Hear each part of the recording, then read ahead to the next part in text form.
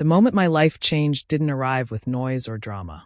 It came quietly, wrapped in embarrassment, vulnerability, and a knock on the door I never expected. That afternoon, the house felt unusually empty, the kind of silence that settles deeper when you've been living alone long enough to recognize its weight.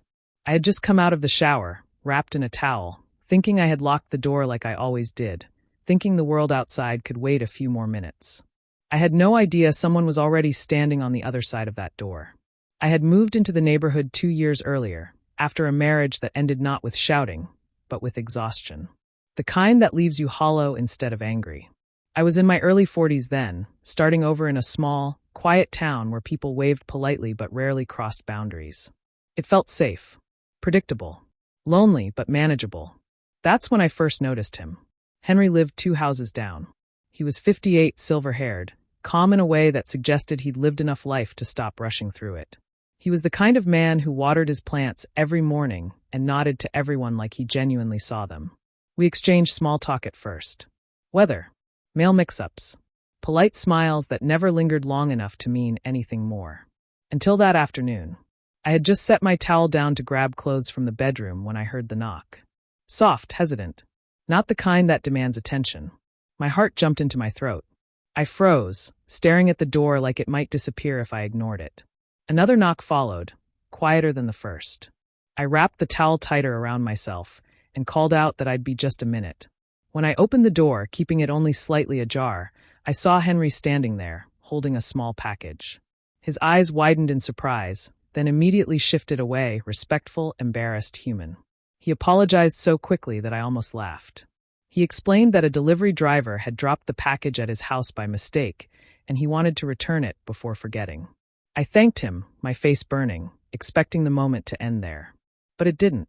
There was something about the way he looked at me, not with desire, not with judgment, but with understanding. Like he saw past the awkwardness and straight into the quiet loneliness that lived behind my smile. He didn't linger. He didn't make it strange. He simply handed me the package, wished me a good day, and walked away. I closed the door and leaned against it, breathing harder than I expected. That night, I couldn't stop thinking about the moment. Not because of how exposed I'd been physically, but because of how exposed I felt emotionally. It had been a long time since anyone had seen me in an unguarded moment. Even longer since someone handled it with such grace. Over the next few weeks, we began talking more. It started with waves that turned into conversations. Conversations that turned into shared walks around the block. He told me about his late wife, about losing her slowly to illness and faster to silence afterward. I told him about my divorce, about how some endings don't explode but still leave wreckage behind. There was no rush between us. No pressure. Just 2 people learning how to exist in the same space without pretending to be fine. One evening, he invited me over for tea. His house smelled like old books and lemon polish. Comfortable. Familiar. We sat at his kitchen table talking until the sky turned dark, sharing stories that had been waiting years to be spoken out loud. I realized then that romance isn't always fireworks. Sometimes it's safety. Sometimes it's being able to sit across from someone and feel no need to perform. As months passed, our connection deepened. He fixed things around my house without being asked. I brought him meals when he looked tired. We laughed easily. We sat in silence comfortably. And slowly, something tender began to grow between us. The memory of that first unexpected meeting became something else entirely. Not embarrassment, but gratitude.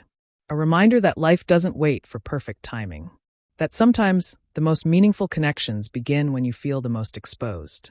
One evening, sitting on my porch as the sun dipped low, Henry reached for my hand. There was no grand speech. No dramatic confession. Just warmth. Presence. Choice. And in that moment, I realized the surprise wasn't that he came to my door when I least expected it.